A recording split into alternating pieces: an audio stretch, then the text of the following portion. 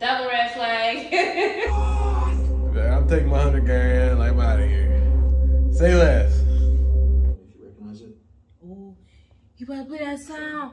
Don't do that. Oh shit, bro.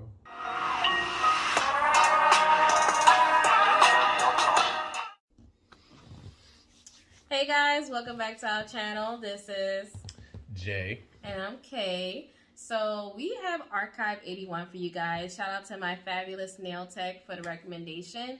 We actually went through all the episodes, but we just want to do a series review this time. So a little bit different than what we always technically been doing. Mm-hmm. So let's get into the storyline. Let's talk about Dan. We meet Dan, and Dan is a videotape editor, and he is editing some tapes for this man of a corporation that he don't know nothing about, and he ain't know what they sell, and he don't know what they do. He just gonna edit they tapes for $100,000 and in a remote area with woods and no cell phone service. Mm-hmm. That's suspicious. Of course. And I'm not gonna lie, the very first episode, like, if you guys haven't watched the series, which I mean I would assume you have if you're here, but I definitely was lost. I was just like, why is he here? What's going on? You know what I mean?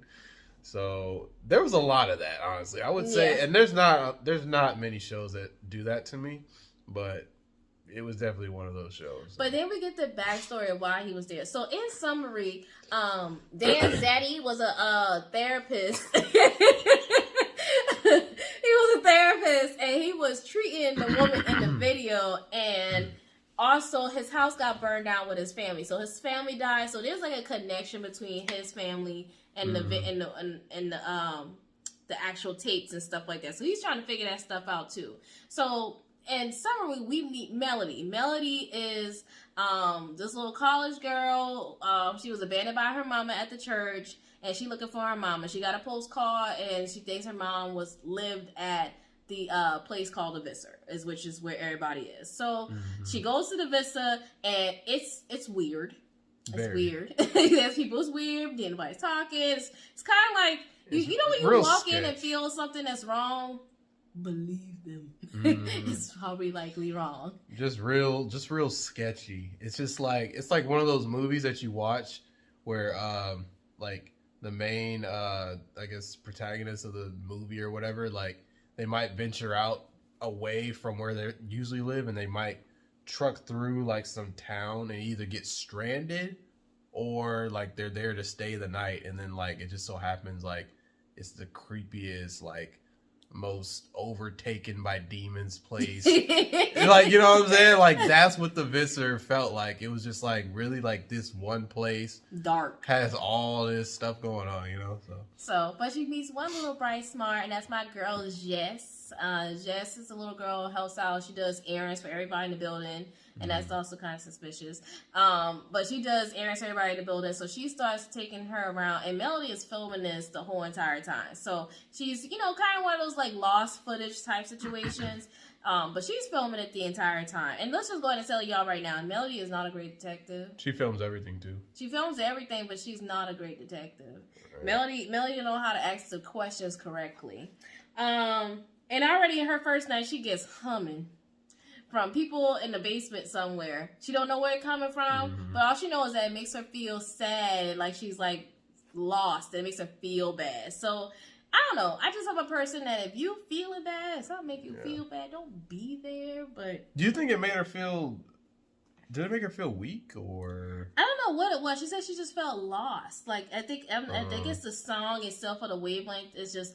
It messes with her. Oh, however it works, but I can't remember exactly. I can't really remember. Exactly now, on the flip side, as we're seeing all this unfold on the tapes, this is being constructed by Dan, and Dan is being watched by the man who hired him. His name is Virgil. Dan is being watched by Virgil, and Virgil got cameras all up in places, and Dan's trying to not be seeing the cameras. They got people coming in and checking on him, making sure he's actually in the shower. There was just a lot of different things. So, but Dan trying to hold his ground for somebody who's, you know, being employed by somebody and makes a take. Dan has some like clapbacks, like don't call me, don't say nothing to me. Yeah, he was destroying property, and all sorts of stuff, like trying to be nosy. But I would be nosy too. I mean, you here in the middle of the woods with no service. It was funny though, because you had a one scene where when Dan found out he was being watched, and he figured out.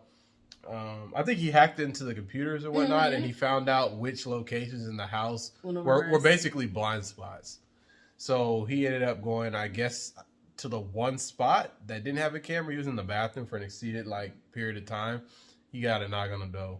They're like, "What are you doing?" Yeah, what are you doing? talking about the bathroom got mold, so we gonna need you to get out of here. Like, nah. It's fine. Nah, it's good. It's you know, good. like they basically came there to say we need you to get out of here so we can keep watching you. Like, you know.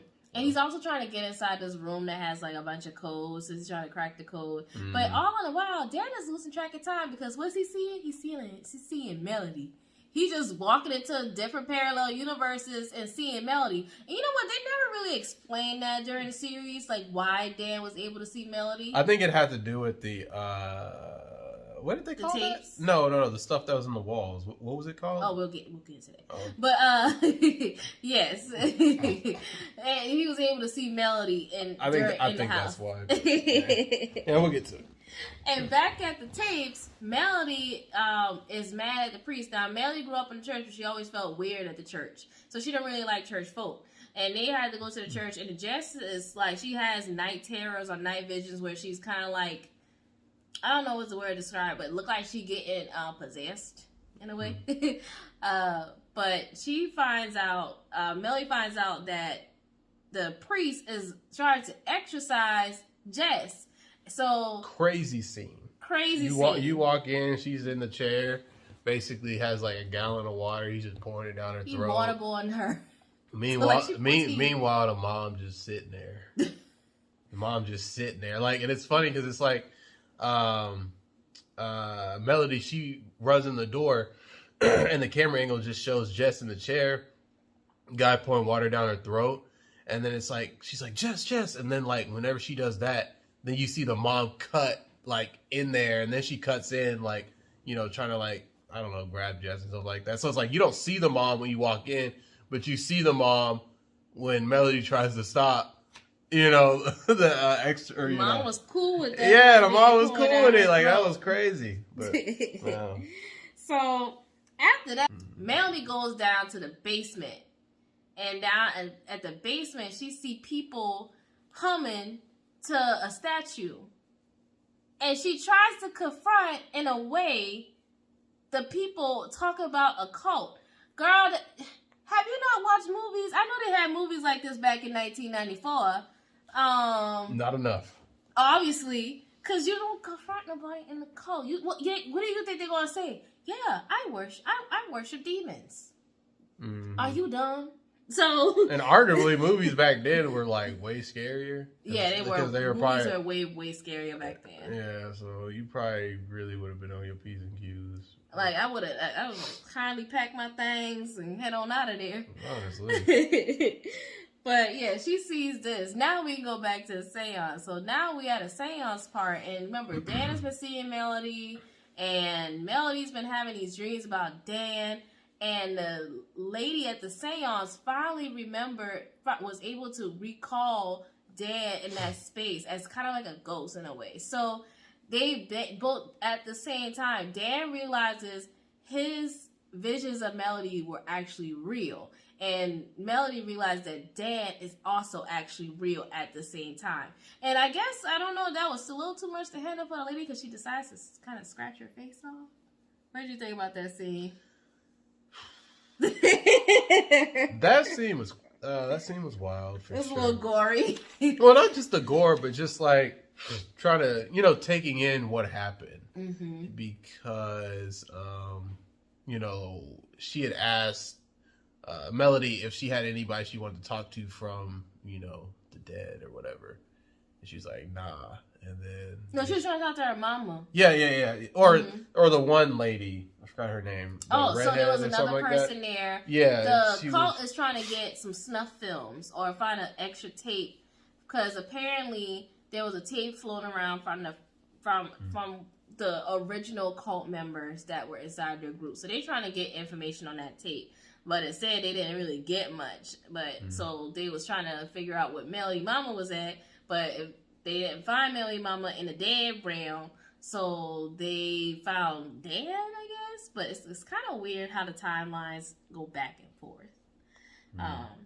But in the meantime, Virgil and Dan is beefing.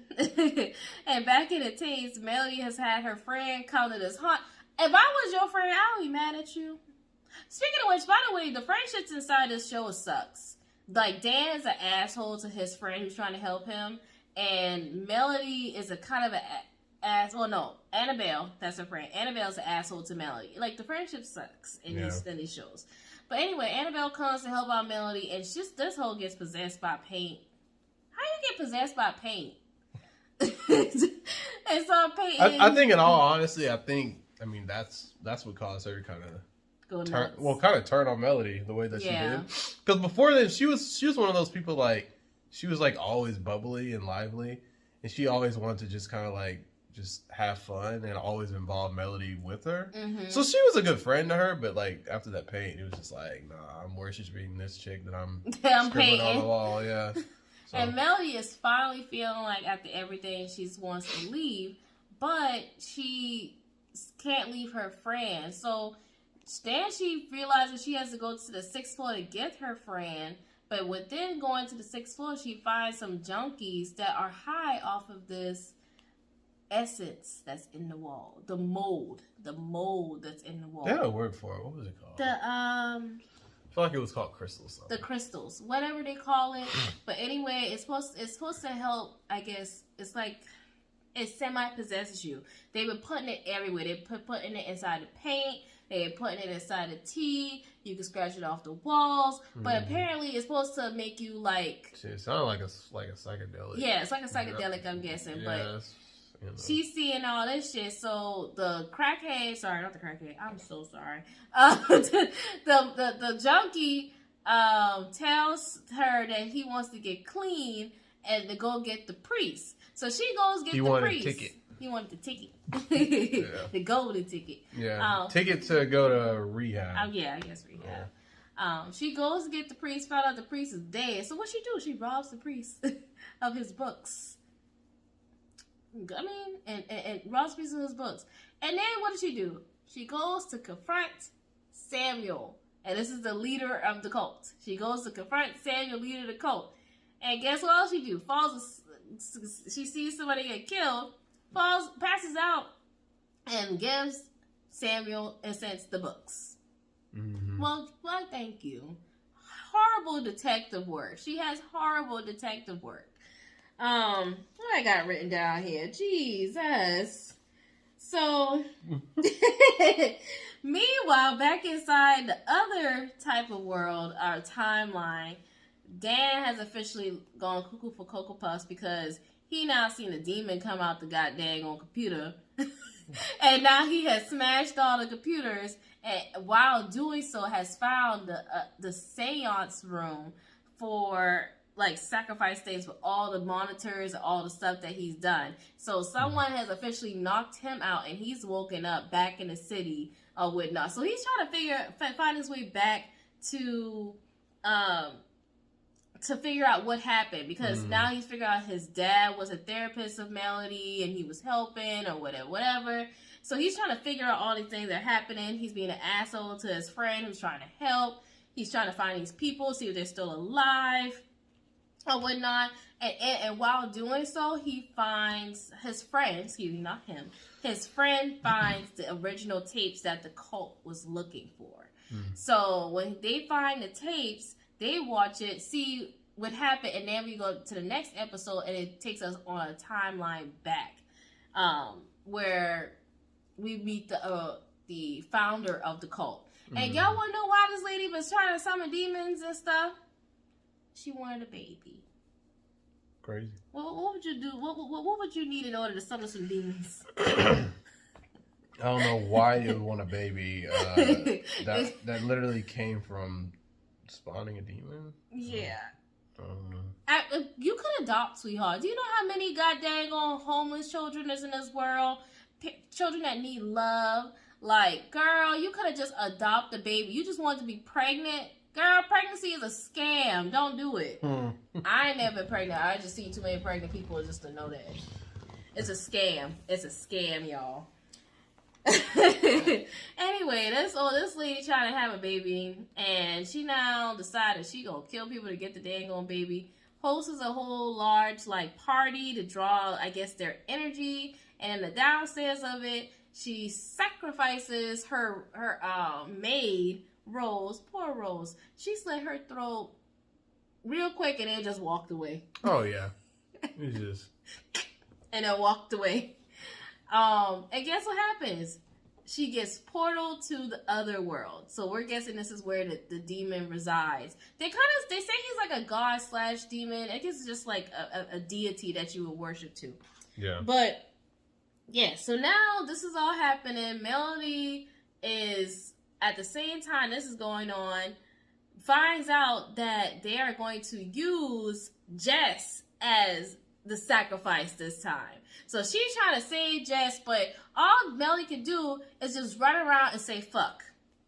Oh, bro. just run around and say, you fucking crazy person, you fucking She nasty. was dropping F-bombs like crazy, like from episode like 6 to the end.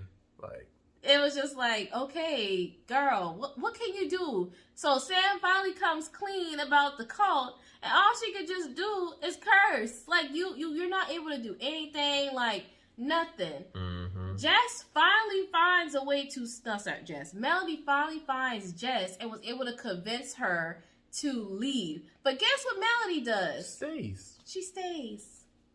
Have You to couldn't cut her go, off. you didn't go down the damn fire escape with her? Ah, man, dude. Like, that pissed me off. At that point, I didn't have no type of no sympathy for Melody, because that man was pounding that door for a while. The Jazz was already all the way down the street by the time he got in that room. And you mean to tell me you just gonna stand there like, oh yeah, waiting for him? And they went on with the ritual without They Jess. still did the ritual without Jess. So if you would have left, like, you know what I'm saying? I mean, somebody still would have died. No, because you know what? They needed her blood. So you just Oh, right. just let the ritual happen, okay? Mm-hmm. This is all your fault. Anyway, where Dan is at, Dan now knows all this has happened. So he goes to Virgil to try to see if he can get Melody out. And I'm like, mm-hmm. you're doing a lot to say you just try to redeem yourself. Just be honest and say you in love with Melody. You know, fell in love with this girl through some damn tapes. I mean, shoot, if anybody want to fall in love with me through some tapes, you know, just let me know. I'll hit my Cash App and everything. So he goes to rescue Melody.